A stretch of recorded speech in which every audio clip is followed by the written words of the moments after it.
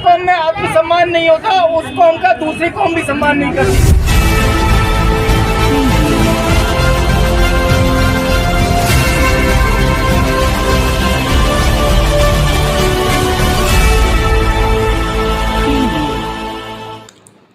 आज़ाद भारत में दलितों को नहीं मिली दबंगों से आज़ादी, भय के कारण दलित पलायन करने को मजबूर। नमस्कार, आप देख रहे हैं बहुजन इंडिया न्यूज़। आज़ादी भारत को तो मिल गई, परंतु आज़ाद भारत में दलितों को दबंगों से आज़ादी नहीं मिली। कुमेर थाना के अंतर्गत गांव सहे के दलित पलायन करने को मजबूर हो गए हैं। दरअसल बात कुछ ऐसी है कि 14 अप्रैल यानी डॉक्टर बाबा साहेब भीमराव अंबेडकर के जन्मोत्सव पर इस गांव में जयंती नहीं मनाई जाती थी, जिसका मुख्य कारण था वहां के जातिवादी लोगों की दबंगई। लेकिन गत 14 अप्रैल 2022 को दलितों ने जयंती मनाने का साहस जुटाया तो दबंग समुदाय के लोगों ने शोभा यात्रा में शामिल लोगों पर हमला बोल दिया और टेंट में आग लगा दी गई, जिसके चलते दलित गाँव को छोड़ने को मजबूर हो गए हैं। दलितों ने जिला कलेक्टर को ज्ञापन सौंपा है, जिससे जिला कलेक्टर ने सख्त कार्रवाई करने के निर्देश दिए हैं। ज्ञापन के समय राजकुमार पप्पा, मोती पार्षद, प्रोफेसर अरविंद वर्मा, मुकेश पार्षद, दिनेश आटिया, रामवीर जाटौलिया, जगदीश उर्फ जग्गू, पवन वंशीवाल, जितेंद्र, मोनू होडलिया सहित सैकड़ों लोगों की संख्या में सह गांव के महिला, पुरुष, बच्चे आदि उपस्थित रहे। कसम खाओ बाबा साहब की कि आप आज के बाद शराब नहीं पियोगे। तुम अगर चाहते हो कि अत्याचार तुम्हारे ऊपर बंद हो, अत्याचार अगर तुम्हारे ऊपर बंद हो, कैसे बंद होगा? तुम्हारे पैसे से वो आदमी अपने घर भरता है, जब तुम मुकदमा कराने जाते हो उसी पैसे से वो थाने में पैसा देता है। आ रही है बात समझ में? अपने अंदर तो कमी तुम्हें नहीं सुधारनी, एक कमी नहीं सुधारनी अपने अंदर, और सारी दुनिया को सुधारोगे। ये हो सकता है क्या? नहीं हो सकता। जिस कौम में आत्मसम्मान नहीं होता, याद रखना मेरी बात, जिस कौम में आत्मसम्मान नहीं होता उस कौम का दूसरी कौम भी सम्मान नहीं करती। अगर तुम लोग अपनी कमियों में सुधार नहीं कर सकते तो ईश्वर नहीं उतरेगा तुम्हारी कमियों में सुधार करने के लिए। शराब पीना छोड़ोगे नहीं, सट्टा खेलना छोड़ोगे नहीं, गंदी हरकतें करना छोड़ोगे नहीं और आंदोलन करोगे। ऐसे आंदोलनों का कोई मतलब नहीं है। शराब पीना छोड़ो, सट्टा खेलना छोड़ो, अपने बच्चों को पढ़ाओ, अच्छे कपड़े पहनाओ, अच्छी सोबत में रखो, तब जाके कोई मूवमेंट हल होगा। पैदल चलने से, अपने शरीर को कष्ट देने से, सुधार ना करने से कोई परिवर्तन नहीं होगा। से आपसे बात कर रहा हूँ, किसी न किसी से मेरी बात हो रही है। से पंचायत से जब मैं जो इसमें पुलिस ने इसका जो अरेस्ट हुआ और बाकी सभी शांति से सुनो, उसमें भी कानूनी नियमानुसार कार्रवाई जो है वो की जा रही है, उसमें कोई कमी नहीं है। दूसरी तरफ से भी एफआईआर दर्ज हुई, एफआईआर थाने में जाके व्यक्ति दर्ज कराता है, एफआईआर दर्ज पुलिस करती है। एफआईआर दर्ज करना अपने आप में कोई विषय नहीं होता है जिसको लेकर के हम चिंतित हों।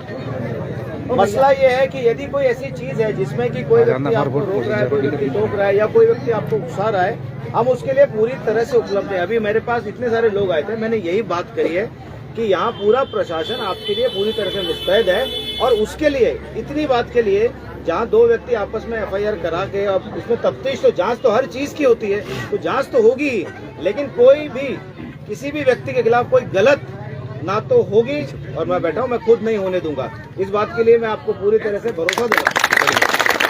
लेकिन इसके साथ में मैं आप लोगों से निवेदन भी करूंगा, इतनी माताएं बहनें आए हुए हैं यहाँ पर, ऐसा कोई चीज नहीं है। मैं कुमेर से में मुझे पता लगा आज एक विवाह भी है, और मुझे कुछ लोगों ने ये भी समस्या बताई कि साहब यदि ऐसी समस्या है कि आप विवाह में जा रहे हैं, कोई आपको रोक रहा है, तो आज शादी में मुझे बुलाया तो नहीं है, पर मैं आऊंगा। वेरी गुड, बहुत बढ़िया।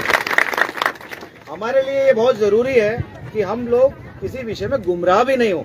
जब हम वहाँ गांव में, हमने पुलिस लगा रखी है, मेरे भी स्टाफ लगा हुआ है, मुझे भी पता है, ऐसी स्थिति में हम किसी के भी समझाए बिना बस वहाँ से निकल गए, और हम रास्ते में मिलने के लिए सब प्रयास कर रहे हैं। हमको यहाँ तक आना था, हम कभी भी आए, आप कभी भी पधारिए, लेकिन आप जिस तरीके से आए हैं उस तरीके से मुझे भी बड़ा दुख हुआ।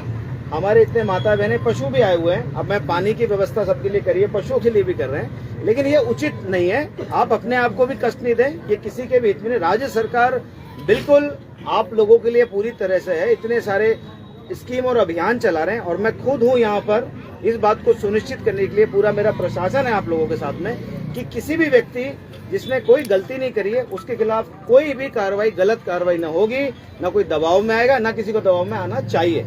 लेकिन ये बहुत जरूरी है कि गुमराह भी नहीं होना है, और जो व्यक्ति केवल गुमराह कर रहे हैं मैं उनको सीधा बोलना चाहूंगा कि उनके खिलाफ भी कार्रवाई की जाएगी। गलत खबरें किसी को फैलानी नहीं चाहिए।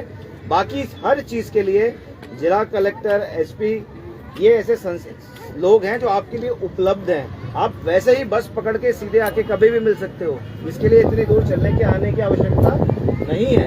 इसलिए मेरा निवेदन यह है कि आपकी जो भी आपने विषय रखे, जांच के बारे में बोला, बिल्कुल निष्पक्ष जांच होगी। मैंने ये बोल दिया कि आपको लगता है कि साहब ये अधिकारी नहीं कर रहे, हम अधिकारी आपके बताए हुए लोगों से चेंज कर देंगे, तो उसमें कहीं तक कोई समस्या नहीं है। कुछ और बातें हैं जिनके लिए सामान्य बातें आपने रखी, सामान्य बातों पे हम विशेष रूप से, अगर ऐसा है, ये माननीय मुख्यमंत्री महोदय की सर्वोच्च प्राथमिकता है, जिसमें आपने मुझे बताया कि विवाह के लिए भरतपुर में मेरे को लगभग 3 महीने हो गए, एक भी मसला मेरे संज्ञान में कोई लेके नहीं आया।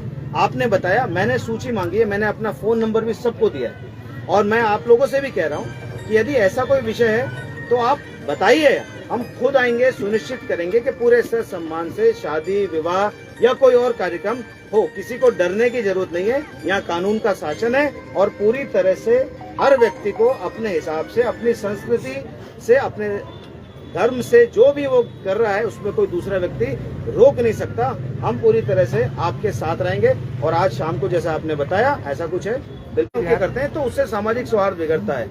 हम आपस में संगठित होके, पूरा आपका गांव है, सभी तरह के लोग रहते हैं, ऐसी चीज हम कुछ कर देते हैं तो उससे कई बार होता है कि हमको भी पीड़ा होती है। हम इतने समय से आपसे मिलने के लिए वहां आने का प्रयास कर रहे हैं, आप वो नहीं मान रहे, आप यहाँ तक आ गए हैं। तो अब मेरा निवेदन ये है कि आपकी कोई बात अगर रह भी गई हो तो मैं वहाँ खुद आ जाऊंगा हमारी टीम को लेकर के। लेकिन इतनी गर्मी में आप लोग बैठे हैं, तो मेरा निवेदन है, मैंने बसें भी करा दी है और सुविधा मैंने कर दी है, अपने घर पधारे, और कोई दिक्कत हो तो मैं आ रहा हूँ वहाँ पर। ठीक है मुकेश जी, बुलाओ सही की तरफ से, गाँव से कोई दिक्कत रहा है। गाँव शहर से मुकेश कुमार बोल रहा हूँ। हम कलेक्टर साहब